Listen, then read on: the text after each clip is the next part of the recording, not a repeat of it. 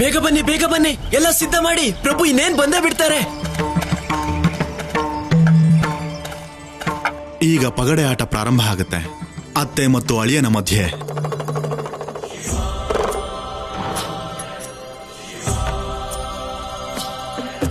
ಹರ ಹರ ಮಹಾದೇವ, ಹರ ಹರ ಹರ ಹರ ಹರ ಹರ ಮಹಾದೇವ, ಹರ ಹರ ಮಹಾದೇವ.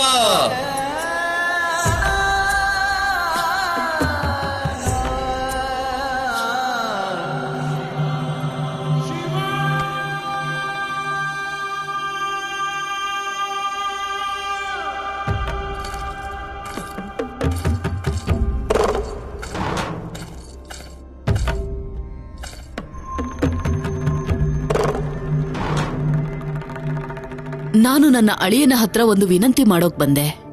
ಖಂಡಿತವಾಗ್ಲೂ ಮಾತೆ. ನೀವು ಬಯಸಿದ್ದನ್ನು ಕೊಡೋರು, ಇಡೀ ವಿಶ್ವಕ್ಕೆ ನೀಡೋರು. ಹಾಗಾಗಿ ಇವತ್ ನಾನು ನಿಮ್ಮ ಹತ್ರ ಏನೋ ಕೇಳಬೇಕು ಅಂತಿದ್ದೀನಿ. ಹೇಳಿ ಅಳಿಯಂದ್ರೆ, ಕೊಡ್ತೀರಾ? ಅಳಿಯನು ಮಗನ ಸಮಾನಾನೇ ಮಾತೆ. ಆಜ್ಞೆ ಮಾಡಿ. ಆಜ್ಞೆ ಮಾಡೋರು ನೀವು. ನಿಮ್ಮ ಆಜ್ಞೆ ಇಲ್ದೆ ನನ್ನ ಮಗಳು ಜೀವನ ಸುಖವಾಗಿರೋದಿಲ್ಲ. ಕೈಲಾಸದಲ್ಲಿ ಒಂದು ಅರಮನೆ ನಿರ್ಮಾಣ ಮಾಡೋಕೆ ಅನುಮತಿ ಬೇಕು.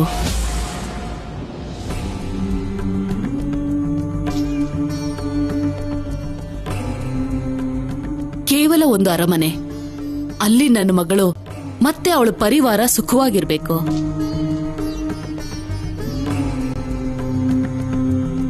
ಯಾವ ಸಂಸಾರದ ಕಷ್ಟದಿಂದ ಪಾರಾಗೋಕೆ ನಾನು ಇಲ್ಲಿಗೆ ಬಂದ್ನೋ, ಈಗ ಇಲ್ಲೂ ಅದೇ ಸಂಕಟ, ಅದೇ ಗೋಳ.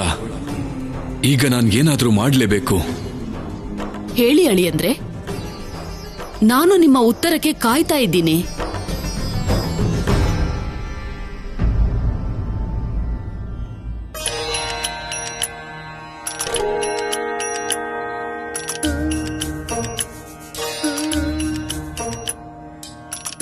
ಮಾತೆ ಮೈನಾದೇವಿ, ನಿಮ್ಗೆ ಪಗಡೆ ಆಡೋದಕ್ಕೆ ಬರುತ್ತಾ? ದೇವಋಷಿ, ನಿಮ್ಮಂತ ನಾರದ ಮುನಿಗಳು ಕುಟುಂಬದ ವಿಷಯದ ಬಗ್ಗೆ ಗಂಭೀರವಾಗಿ ಮಾತಾಡ್ತಿರುವಾಗ ಪಗಡೆ ಆಡೋದ್ರ ಬಗ್ಗೆ ಮಾತಾಡ್ತಿದ್ದೀರಲ್ಲ? ಇದೇ ಕೈಲಾಸದ ವಿಶೇಷತೆ ಮಾತೆ ಮೈನಾದೇವಿ. ಇಲ್ಲಿ ದೊಡ್ಡ ದೊಡ್ಡ ಸಮಸ್ಯೆಗಳ ಪರಿಹಾರ ಪಗಡೆ ಆಟದ ಸೋಲು ಗೆಲುವಲ್ಲಿ ಸಿಕ್ಬಿಡುತ್ತೆ. ನಿಮಗೆ ಕೈಲಾಸದಲ್ಲಿ ಮಹಾದೇವನಿಂದ ಅರಮನೆ ಕಟ್ಟೋದಕ್ಕೆ ಅನುಮತಿ ಬೇಕು ಅಂದ್ರೆ ಅದಕ್ಕೊಂದು ಸರಳ ಉಪಾಯ ಇದೆ. ನೀವು ಮಹಾದೇವನನ್ನ ಪಗಡೆ ಆಟದಲ್ಲಿ ಸೋಲಿಸ್ಬಿಡಿ. ಆಗ ಮಹಾದೇವ ಕೈಲಾಸದಲ್ಲಿ ಅರಮನೆ ಕಟ್ಟೋ ನಿಮ್ಮ ಇಚ್ಛೆನ ಸ್ವಯಂ ಪೂರ್ಣ ಮಾಡ್ತಾರೆ. ಅಲ್ವಾ ಮಹಾದೇವ?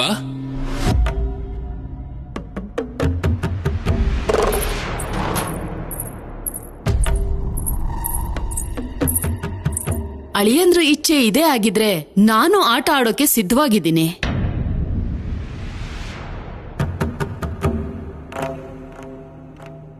ಪ್ರಭು, ಮಾತೆ ಮೈನಾದೇವಿ ಪಗಡೆ ಆಟ ಆಡೋದಕ್ಕೆ ತಯಾರಾಗಿದ್ದಾರೆ. ಅನುಮತಿ ಕೊಟ್ಟು ಇವರ ಇಚ್ಛೆ ಹಾಗೆ ನಮ್ಮ ಪ್ರತೀಕ್ಷೆ ಎರಡನ್ನು ಪೂರ್ತಿ ಮಾಡಿ.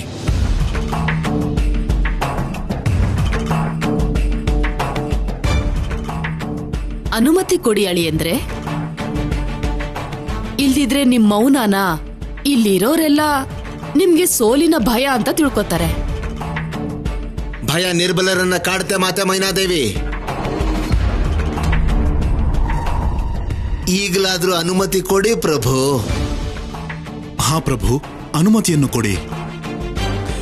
ಅನುಮತಿ ಕೊಡಿ ಮಹಾಪ್ರಭು, ಅನುಮತಿ ನೀಡಿ, ಅನುಮತಿ ನೀಡಿ ಮಹಾಪ್ರಭು, ಅನುಮತಿ ಕೊಡಿ ಮಹಾಪ್ರಭು, ಅನುಮತಿ ನೀಡಿ.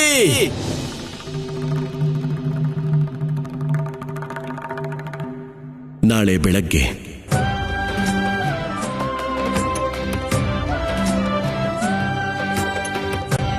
ಹರ ಹರ ಮಹಾದೇವ ಶಿವ ಶಂಭೋ ಶಂಕರನಿಗೆ. ಹರ ಹರ ಮಹಾದೇವ, ಹರ ಹರ ಮಹಾದೇವ.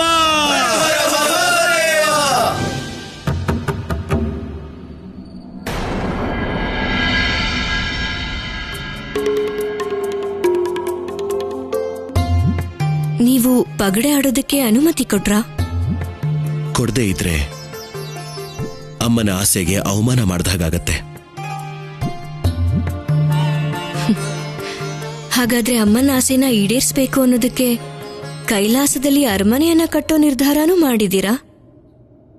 ನಾನು ಅನುಮತಿ ಕೊಟ್ಟಿದ್ದು ಪಗಡೆ ಆಡೋಕೆ ಪಾರ್ವತಿ, ಅರಮನೆ ಕಟ್ಟೋದಕ್ಕಲ್ಲ.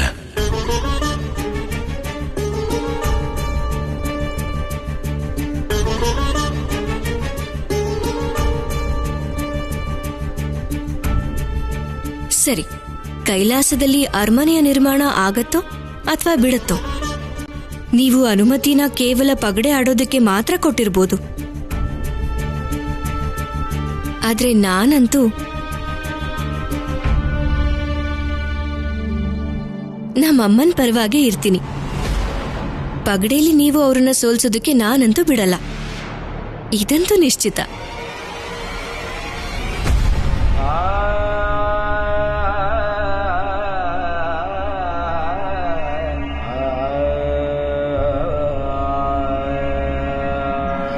ಹರ ಹರ ಮಹಾದೇವ, ಹರ ಹರ ಮಹಾದೇವ.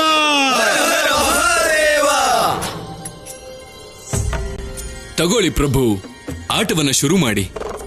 ಆಟ ಶುರು ಆಗೋ ಮೊದ್ಲು ಆಟದ ನಿಯಮನ ನಾನು ಮತ್ತೆ ಹೇಳೋಕ್ ಇಷ್ಟಪಡ್ತೀನಿ ಅಳಿಯಂದ್ರೆ. ಆಟದ ನಿಯಮದ ಪ್ರಕಾರ ನಾನೇನಾದ್ರೂ ಗೆದ್ರೆ ಆಗ ಅಳಿಯಂದ್ರೆ ನೀವು ಇಡೀ ಕೈಲಾಸದಲ್ಲಿ ಒಂದು ಅರಮನೆ ನಿರ್ಮಾಣ ಮಾಡಬೇಕು.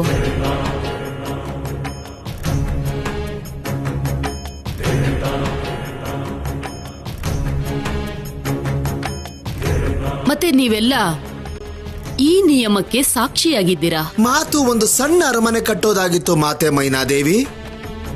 ಪೂರ್ತಿ ಕೈಲಾಸಕ್ಕೆ ಅರಮನೆ ಕಟ್ಟೋದಾ? ಶಿವ ಶಿವ ಶಿವ ಶಿವ ಪ್ರಭು. ನನ್ನ ಇಚ್ಛೆನೂ ಇದೇನೆ, ಮತ್ತೆ ಕನಸು ಕೂಡ. ಇಡೀ ಕೈಲಾಸದಲ್ಲಿ ಒಂದು ಅರಮನೆ ನಿರ್ಮಾಣ ಆಗ್ಬೇಕು. ಜಗತ್ತಲ್ಲಿ ಅದು ಕೈಲಾಸ ಭವನ ಅಂತ ಪ್ರಸಿದ್ಧಿ ಆಗ್ಬೇಕು.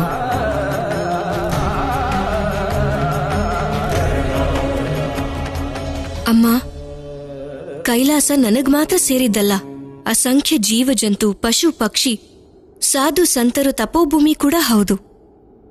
ನನ್ನ ಸುಖ ಅವರ ದುಃಖಕ್ಕೆ ಕಾರಣ ಆಗ್ಬಾರ್ದು ಅಮ್ಮ. ನಾನಿದನ್ನ ಒಪ್ಪೋದಕ್ ಸಾಧ್ಯ ಇಲ್ಲ. ಇದು ಸರಿಯಲ್ಲ ಅಮ್ಮ. ಮಗಳೇ, ಹಿಮಾಲಯ ವಿಶಾಲ ಮತ್ತೆ ವಿಸ್ತಾರವಾಗಿದೆ. ಇದೊಂದೇ ಜಾಗ ಅಲ್ಲ ತಪಸ್ ಮಾಡೋಕಿರೋದು. ತಪಸ್ ಮಾಡೋರು ಬೇರೆ ಜಾಗನ ಹುಡ್ಕೋತಾರೆ. ಮಾತೆ ಮೈನಾದೇವಿ, ಈಗ ನೀವು ಅಪ್ಪಣೆಯನ್ನ ಕೊಟ್ರೆ ನಾವು ಆಟ ಶುರು ಮಾಡ್ಬೋದಾ? ಆಟ ಶುರು ಮಾಡೋಕೆ ನನ್ನ ಅನುಮತಿಗಿಂತ ಅಳಿಯಂದ್ರ ನಿರ್ಧಾರ ಮುಖ್ಯ. ಲೀಲೆಯಿಂದಲೀ ನಿಯತಿ ಬದಲಿಸುವವನು, ದಾಳವೆಸೆದನು ಜಗವನಾಳುವ ಶಿವನು. ಹರ ಹರ ಮಹಾದೇವ. ಲೀಲೆಯಿಂದಲೀ ನಿಯತಿ ಬದಲಿಸುವವನು, ದಾಳವೆಸೆದನು ಜಗವನಾಳುವ ಶಿವನು. ವಿಶ್ವವೆಲ್ಲವೂ ಅವನಿಂದ ಉಳಿದಿದೆ, ಅಂತಹ ಶಿವಗೆ ಸೋಲದೆಲ್ಲಿದೆ, ಅಂತಹ ಶಿವಗೆ ಸೋಲದೆಲ್ಲಿದೆ. ಎಲ್ಲವೂ ಶಿವನಿಚ್ಛೆಯೇ, ಎಲ್ಲೆಲ್ಲೂ ಅವನ ಮಹಿಮೆಯೇ, ಎಲ್ಲವೂ ಶಿವನಿಚ್ಛೆಯೇ, ಎಲ್ಲೆಲ್ಲೂ ಅವನ ಮಹಿಮೆಯೇ. ಹರ ಹರ ಮಹಾದೇವ, ಹರ ಹರ ಮಹಾದೇವ. ಮೇಯನಾಥನು ಮಾತೆಯನುವಾ, ತಿಳಿಯುವಳಿಯನು ದುಃಖಹರನವಾ. ತಾಯ ಹಿರಿಮೆಯ ಮಾನ ಉಳಿಸುವ, ಇಚ್ಛೆಯ ಸೋಲು ಗೆಲುವ ನಾತನಿ ಕೊಡುವ. ಇಚ್ಛೆಯ ಸೋಲು ಗೆಲುವ. ಎಲ್ಲವೂ ಶಿವನಿಚ್ಛೆಯೇ, ಎಲ್ಲೆಲ್ಲೂ ಅವನ ಮಹಿಮೆಯೇ, ಎಲ್ಲವೂ ಶಿವನಿಚ್ಛೆಯೇ, ಎಲ್ಲೆಲ್ಲೂ ಅವನ ಮಹಿಮೆಯೇ, ಎಲ್ಲವೂ ಶಿವನಿಚ್ಛೆಯೇ, ಎಲ್ಲೆಲ್ಲೂ ಅವನ ಮಹಿಮೆಯೇ, ಎಲ್ಲವೂ ಶಿವನಿಚ್ಛೆಯೇ, ಎಲ್ಲೆಲ್ಲೂ ಅವನ ಮಹಿಮೆಯೇ. ಪಾರ್ವತಿ, ಅಮ್ಮ ಆಟನ ಸೋಲ್ತಾ ಇರೋ ಹಾಗಿದೆ. ಇದು ಆಟದ ಕೊನೆಯ ದಾಳ. ನನ್ನ ಪ್ರಭು ಗೆಲ್ಲುವುದು ಶತಸಿದ್ಧ.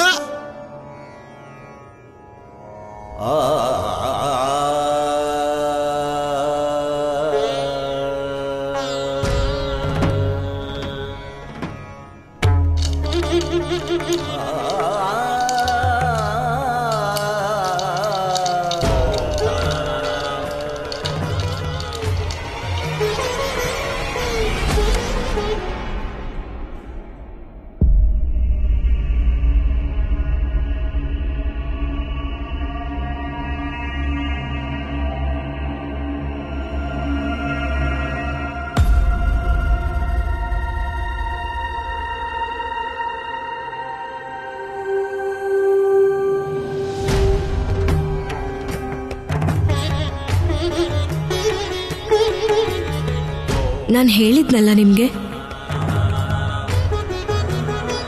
ಅಮ್ಮನ್ನ ಸೋಲ್ಸೋದಕ್ಕೆ ನಾನಂತೂ ಬಿಡಲ್ಲ ಅಂತ.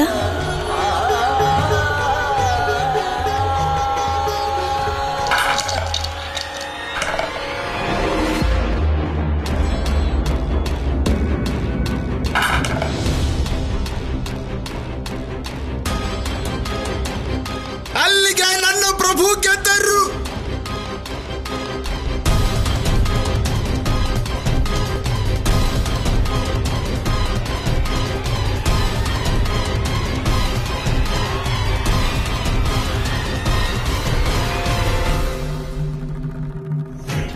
ನಾನ್ ಗೆದ್ಬಿಟ್ಟೆ.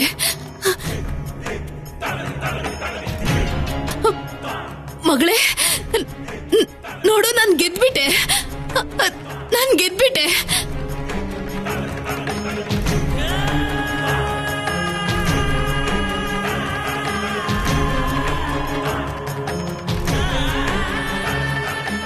ಮಗಳೇ ನಾನ್ ಗೆದ್ಬಿಟ್ಟೆ. ನಾನ್ ಗೆದ್ಬಿಟ್ಟೆ. ನಾನ್ ಗೆದ್ಬಿಟ್ಟೆ.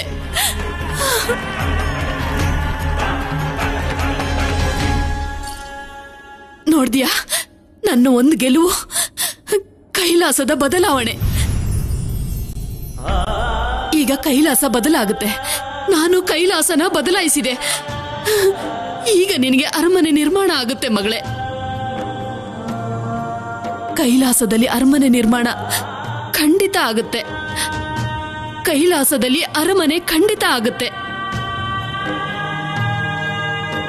ಅಳಿಯಂದ್ರೆ, ನೀವು ಸೋತಿದ್ದೀರಾ. ಈಗ ನನ್ನಿಚ್ಛೆ ಪೂರ್ತಿ ಮಾಡಿ. ಅರಮನೆ ನಿರ್ಮಾಣ ಮಾಡೋದು ಕೇವಲ ನಿಮ್ಮ ಇಚ್ಛೆ ಅಲ್ಲ ಮಾತೆ. ನೀವಾಸೆ ಪಡೋದಷ್ಟೇ ಅಲ್ಲದೆ ಇದಕ್ಕೋಸ್ಕರ ಪಾರ್ವತಿನೂ ಆಸೆ ಪಡ್ತಿದ್ದಾಳೆ.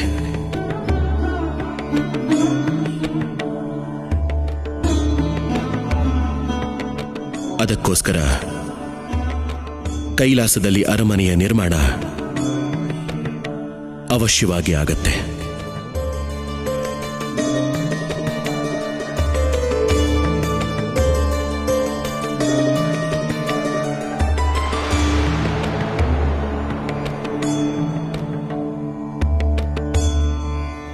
ಅರಮನೆ ಶಿಲ್ಪಿ ಯಾರೀಗ?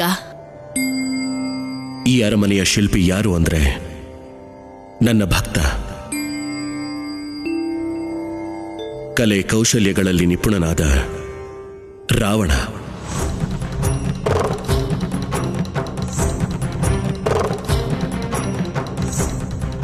ಅವನು ಪಾರ್ವತಿಗೆ ಇಷ್ಟ ಆಗೋ ಹಾಗೆ, ಅವಳ ಮನಸ್ಸಿಗೆ ತಕ್ಕ ಹಾಗೆ ಅರಮನೆ ನಿರ್ಮಾಣ ಮಾಡ್ತಾನೆ.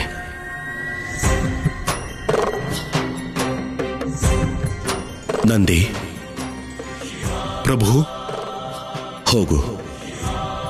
ಹೋಗಿ ರಾವಣನಿಗೆ ಸಂದೇಶ ಕೊಡು. ಈಗಲೇ ಕೈಲಾಸಕ್ಕೆ ಬರೋಕ್ ಹೇಳು. ನಿಮ್ಮ ಆಜ್ಞೆ ಪ್ರಭು.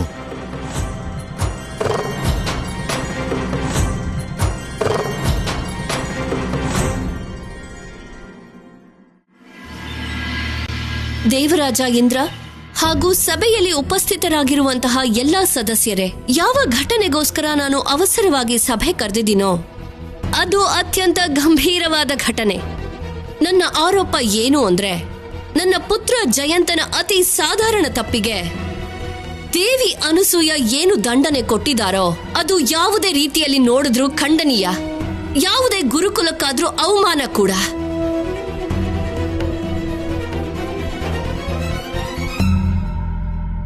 ದೇವಿ ಅನಸೂಯ, ಈ ಆರೋಪದ ವಿರುದ್ಧ ನಿಮ್ಮಿಂದೇನಾದರೂ ಸ್ಪಷ್ಟೀಕರಣವಿದೆಯೇ?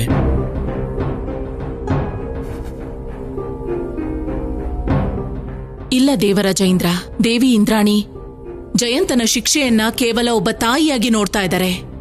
ಯಾಕಂದ್ರೆ ಅವರು ಕೇವಲ ಒಬ್ಬ ಮಗನಿಗೆ ಮಾತ್ರ ತಾಯಿ. ಆದ್ರೆ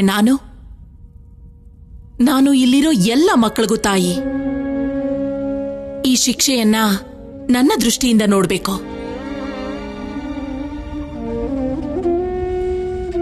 ಆಗ ಸರಿ ಮತ್ತು ತಪ್ಪುಗಳ ಭೇದ ಸ್ಪಷ್ಟ ಆಗತ್ತೆ.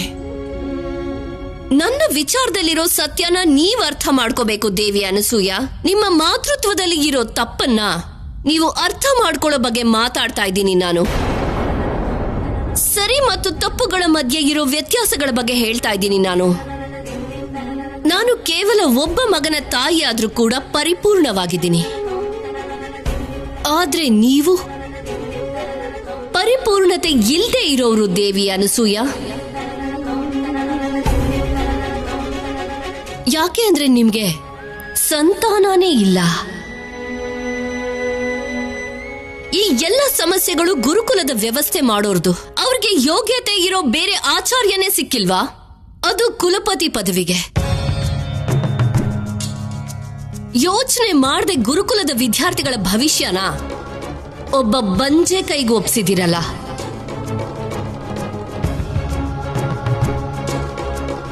ದೇವಿ ಇಂದ್ರಾಣಿ, ನೀವು ಸಭೆಯ ಮರ್ಯಾದೆನ ಮುರಿತಾ ಇದ್ದೀರಾ.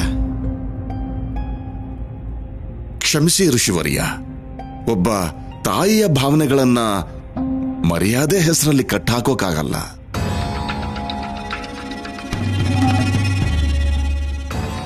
ಏನ್ ಹೇಳ್ತಿದ್ದೀರಾ ದಂಡಪಾಣಿ? ಹುದ್ದೆಯ ಮರ್ಯಾದೆನ ಯಾರು ಮರಿಬಾರ್ದು. ಹಾಗೆ ಪದವಿಗೆ ಮರ್ಯಾದೆ ಕೊಡೋದು ನಮ್ಮೆಲ್ಲರ ಪರಮ ಕರ್ತವ್ಯವಾಗಿರುತ್ತೆ. ಆದ್ರೆ ಒಬ್ಬ ಬಂಜೆನ ಕುಲಪತಿ ಹುದ್ದೆನಲ್ಲಿ ಕೂರ್ಸೋದು ಯಾವುದೇ ದೃಷ್ಟಿಕೋನದಲ್ಲೂ ನ್ಯಾಯಸಮ್ಮತ ಅಲ್ಲ. ಇವ್ರಿಗೆ ಈ ಹುದ್ದೆಯಲ್ಲಿ ಕೂರೋ ಯಾವುದೇ ಅರ್ಹತೆನೂ ಇಲ್ಲ. ಅದಕ್ಕೆ ನಾನಿವ್ರನ್ನ ಸ್ವೀಕಾರ ಮಾಡಲ್ಲ. ಹಾಗೆ ಇವರನ್ನ ಕುಲಪತಿ ಪದವಿಯಿಂದ ಈಗಲೇ ತೆಗಿಬೇಕು ಅನ್ನೋ ಆಗ್ರಹ ಕೂಡ ಮಾಡ್ತಾ ಇದ್ದೀನಿ ನಾನು.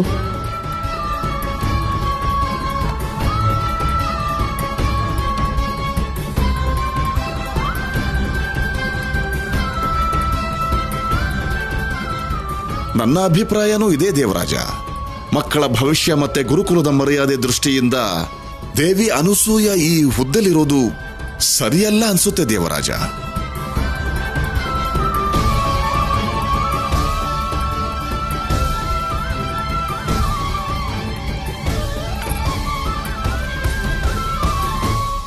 ನಿಮ್ ಯಾರಿಗೂ ನಮ್ಮ ಮಾತಿನ ಬಗ್ಗೆ ಸಹಮತ ಇಲ್ಲ ಅಂದ್ರೆ ಅದಕ್ಕೆ ಚುನಾವಣೆ ಒಂದೇ ಸರಿಯಾದ ದಾರಿ. ಚುನಾವಣೆ ಮಾಡಿಸಿ ಯಾರಿಗೆ ಬಹುಮತ ಬರುತ್ತೋ ಅವರನ್ನೇ ಒಪ್ತೀನಿ ನಾನು. ಚುನಾವಣೆ ಅವಶ್ಯಕತೆ ಇಲ್ಲ. ನಾನು ಕುಲಪತಿ ಪದವಿಲಿ ಇರೋದ್ರಿಂದಾನೇ ಇಷ್ಟೆಲ್ಲ ಸಮಸ್ಯೆ ಆಗುತ್ತೆ ಅನ್ನೋದಾದ್ರೆ ನಾನು ಈ ಕ್ಷಣ ಈ ಪದವಿಯನ್ನ ತ್ಯಾಗ ಮಾಡ್ತಾ ಇದ್ದೀನಿ.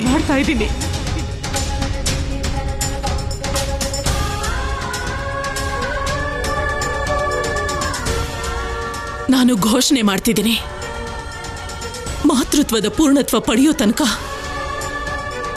ನಾನು ಕುಲಪತಿ ಪದವಿಯಲ್ಲಿ ಮುಂದುವರಿಯೋದಿಲ್ಲ.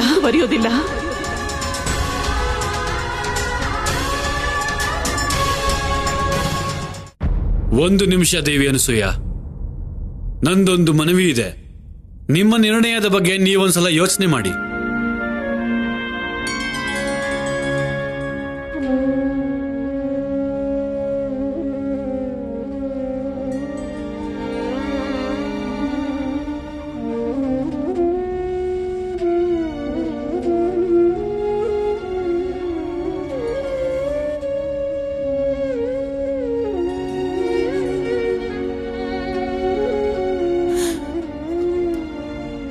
ಇಲ್ಲಿ ಸೇರಿರೋ ಎಲ್ಲ ಸಭಾ ಸದಸ್ಯರ ಮುಂದೆ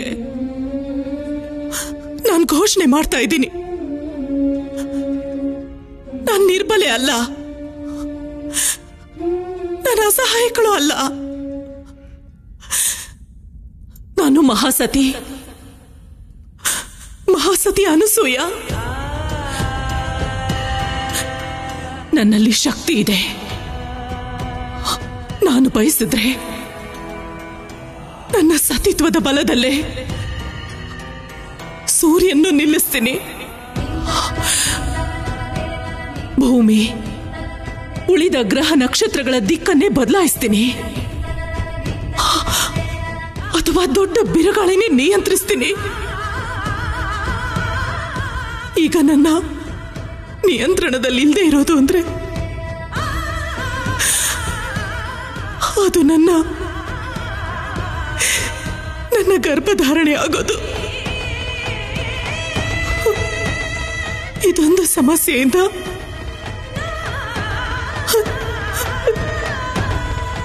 ನಾನು ಶಾಪಗ್ರಸ್ತಳ.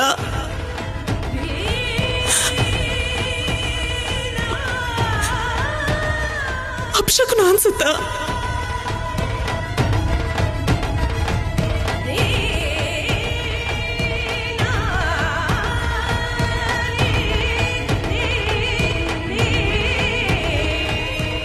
ವಿಧಾತರು ಅರ್ಥಾತ್ ತ್ರಿಮೂರ್ತಿಗಳೇ ನನ್ನ ಭಾಗ್ಯವನ್ನ ಬದಲಾಯಿಸಬೇಕು. ಈಗ ತ್ರಿಮೂರ್ತಿಗಳೇ ನನ್ನ ಮಮತೆಯ ಮಡಿಲಲ್ಲಿ ನನ್ನ ಸಂತಾನದ ರೂಪ ಧರಿಸಿ ಹುಟ್ಟಲೇಬೇಕು.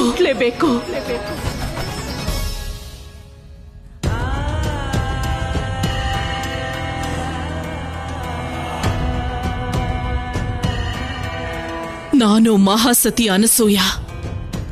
ದಶದಿಕ್ಕುಗಳೇ, ಇಲ್ಲಿ ಉಪಸ್ಥಿತರಿರೋ ಎಲ್ಲ ದೇವಿ ದೇವತೆ ಆಚಾರ್ಯರನ್ನ ಸಾಕ್ಷಿಯಾಗಿಸ್ಕೊಂಡು ತ್ರಿಮೂರ್ತಿಗಳನ್ನ ನನ್ನ ಸಂತಾನ ರೂಪದಲ್ಲಿ ಪಡೆಯುವಂತೆ ಪಣ ತೊಡ್ತಾ ಇದ್ದೀನಿ.